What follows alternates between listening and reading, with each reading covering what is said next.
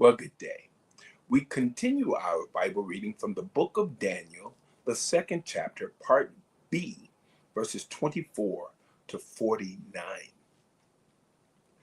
Therefore Daniel went in unto Arioch, whom the king had ordained to destroy the wise men of Babylon.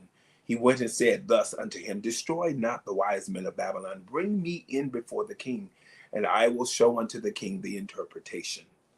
Then Arioch brought in Daniel before the king in haste, and said thus unto him, I have found a man of the captives of Judah that will make known unto the king the interpretation. The king answered and said to Daniel, whose name was Belteshazzar, Art thou able to make known unto me the dream which I have seen, and the interpretation thereof? Daniel answered in the presence of the king and said, The secret which the king hath demanded cannot the wise men, the astrologers, the magicians, the soothsayers show unto the king. But there is a God in heaven that revealeth secrets, and maketh known to the king Nebuchadnezzar what shall be in the latter days. Thy dream and the visions of thy head upon thy bed are these. As for thee, O king, thy thoughts came into thy mind upon thy bed, what should come to pass hereafter. And he that revealeth secrets maketh known to thee what shall come to pass. But as for me, this secret is not revealed to me for any wisdom that I have more than any living, but for their sakes, that shall make known the interpretation to the king, and that thou mightest know the thoughts of thy heart. Thou, O king, sawest, and behold, a great image. This great image, whose brightness was excellent, stood before thee, and the form thereof was terrible. This image's head was of fine gold, his breast and his arms of silver, his belly and his thighs of brass, his legs of iron, his feet part of iron and part of clay.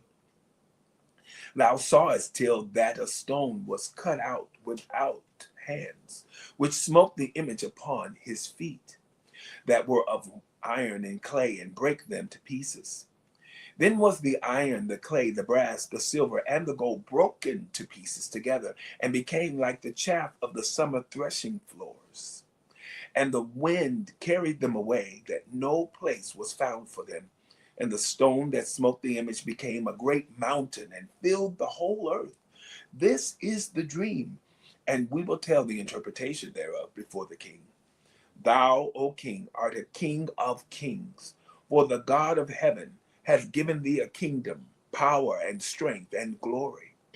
And wheresoever the children of men dwell, the beasts of the field and the fowls of the heaven hath he given into thine hand, and hath made thee ruler over them all.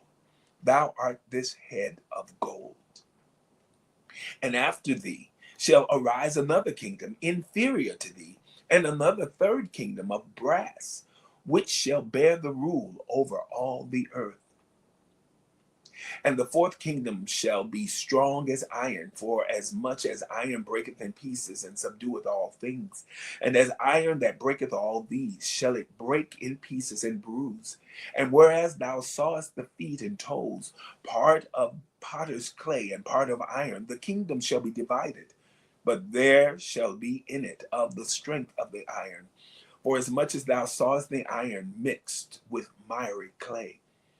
And as the toes of the feet were part of iron and part of clay, so the kingdom shall be partly strong and partly broken. And whereas thou sawest iron mixed with miry clay, they shall mingle themselves with the seed of men, but they shall not cleave one to another, even as iron is not mixed with clay. And in the days of these kings shall the God of heaven set up a kingdom which shall never be destroyed, and the kingdom shall not be left to other people, but it shall break in pieces and consume all these kingdoms, and it shall stand forever.